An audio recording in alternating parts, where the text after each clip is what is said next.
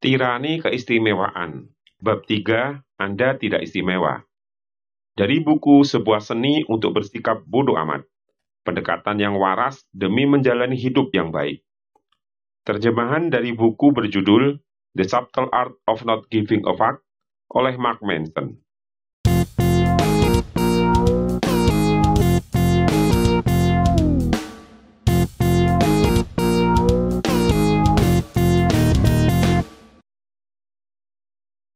Sebagian besar dari antara kita bisa dikategorikan biasa-biasa saja pada hampir semua hal yang kita kerjakan.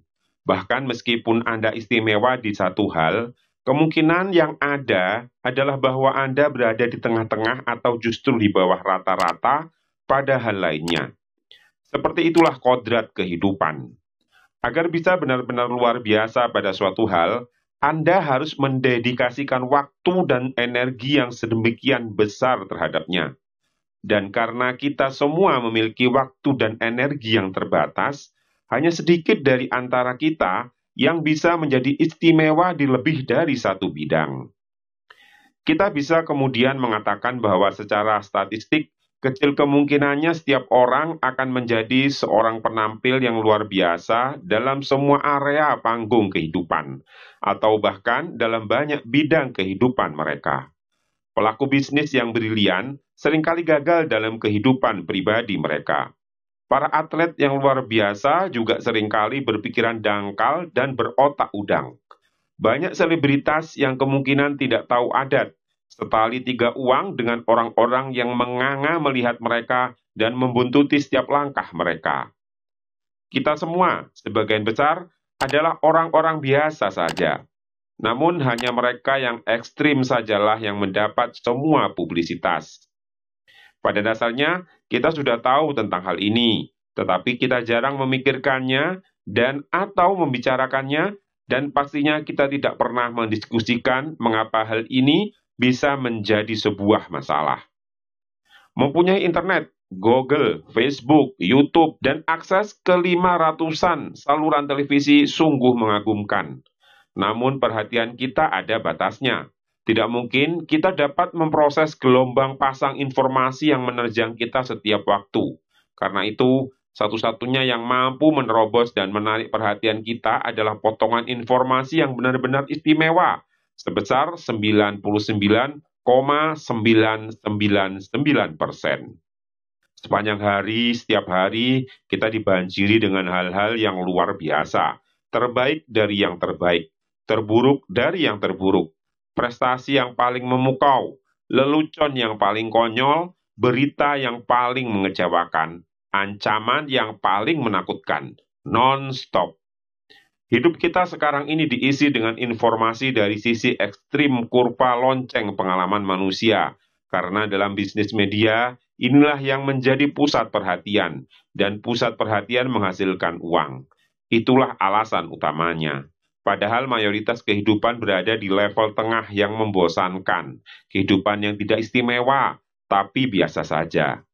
Banjir bandang informasi ekstrim ini telah mengondisikan kita untuk percaya bahwa keistimewaan adalah suatu standar kenormalan yang baru. Dan karena kita adalah orang yang biasa-biasa saja, luapan informasi yang memuat segala hal yang istimewa ini membuat kita merasa rapuh dan putus asa, karena jelas kita bagaimanapun juga tidak cukup bagus. Jadi semakin lama kita semakin merasa perlu untuk mendapatkan kompensasi melalui pengistimewaan diri dan aneka ketergantungan.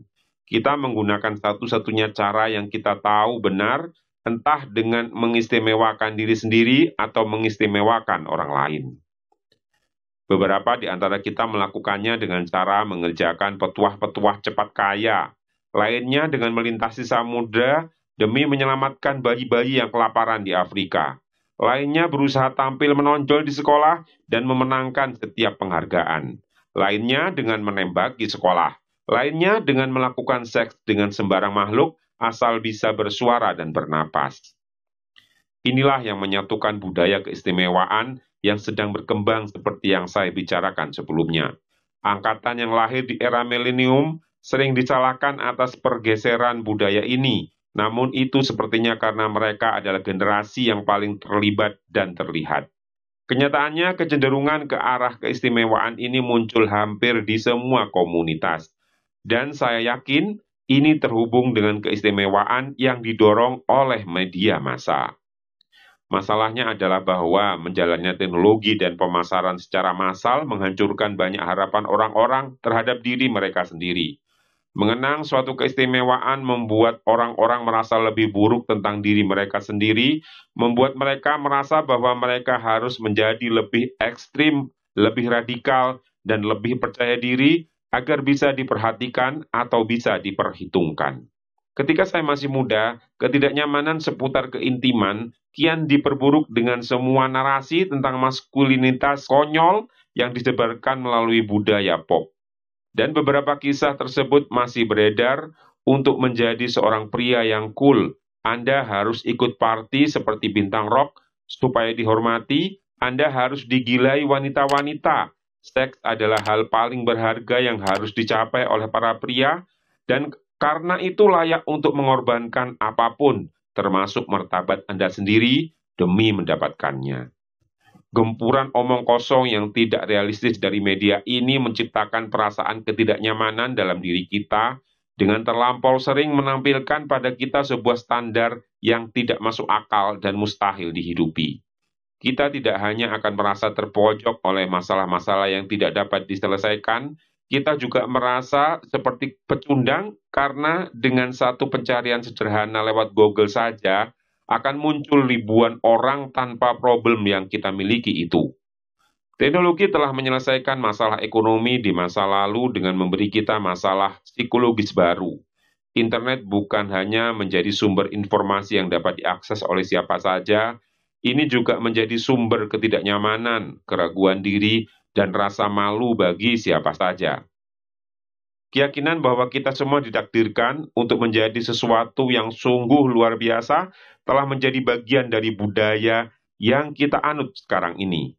Para pesohor mengatakannya, taipan bisnis mengatakannya, politikus mengatakannya, bahkan Oprah mengatakannya, jadi ini pasti benar. Semua orang dan setiap dari antara kita bisa menjadi luar biasa. Kita semua berhak menerima suatu keagungan. Fakta bahwa pernyataan tersebut secara inheren kontradiktif. Ngomong-ngomong, jika setiap orang luar biasa, artinya tidak ada seorang pun yang luar biasa. Luput dari perhatian sebagian besar orang. Dan alih-alih menanyakan apa yang sesungguhnya bisa kita raih dan tidak bisa kita raih, kita telan mentah-mentah pesan tersebut dan masih meminta lebih. Menjadi rata-rata telah dianggap sebagai sebuah standar baru kegagalan. Perhatikan, hal paling buruk yang Anda hadapi adalah berada di tengah-tengah kawanan, di tengah-tengah kurva lonceng.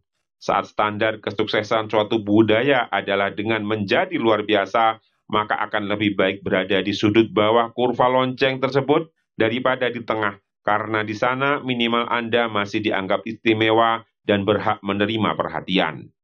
Banyak orang memilih strategi ini untuk membuktikan kepada semua orang bahwa merekalah yang paling menderita, atau yang paling tertindas, atau yang paling menjadi korban. Banyak orang takut menerima diri mereka yang sedang-sedang saja karena mereka yakin bahwa jika mereka menerimanya, mereka tidak akan pernah mencapai apapun, tidak pernah berubah jadi lebih baik, dan hidup mereka tidak akan memiliki arti.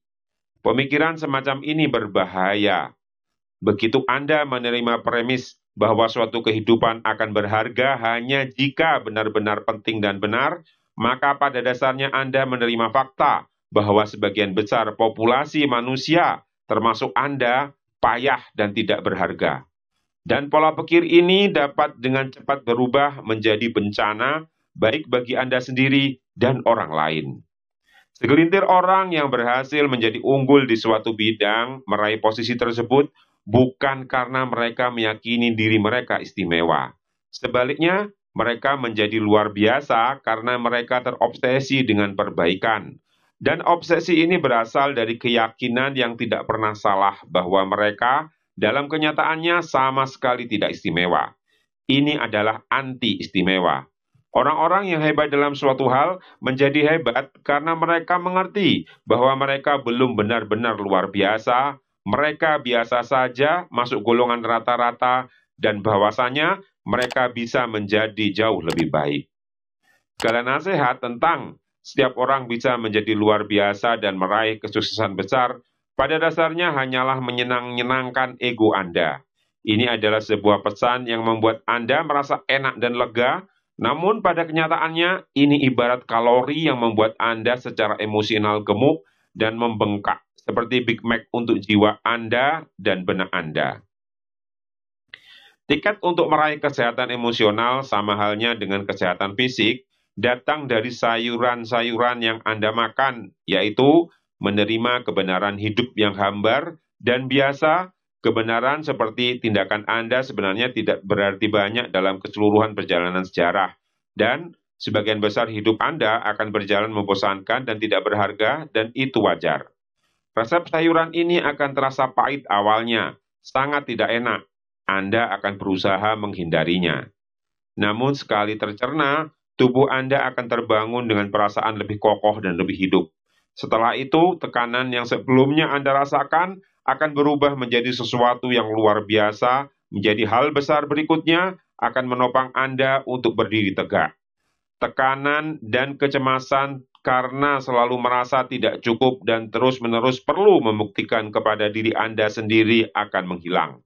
Dan pengetahuan serta penerimaan terhadap eksistensi Anda sendiri yang sedang-sedang saja akan benar-benar membebaskan Anda untuk menuntaskan apa yang sungguh ingin Anda selesaikan tanpa penilaian atau ekspektasi yang muluk-muluk. Anda akan mampu mengapresiasi pengalaman-pengalaman sederhana hidup Anda, nikmatnya pertemanan yang simpel, menciptakan sesuatu, membantu seseorang yang membutuhkan, membaca buku bagus, tertawa bersama seseorang yang Anda sayangi. Terdengar membosankan, bukan? Mungkin karena hal-hal semacam ini biasa saja. Namun, juga mungkin karena satu alasan. Itulah yang benar-benar berarti.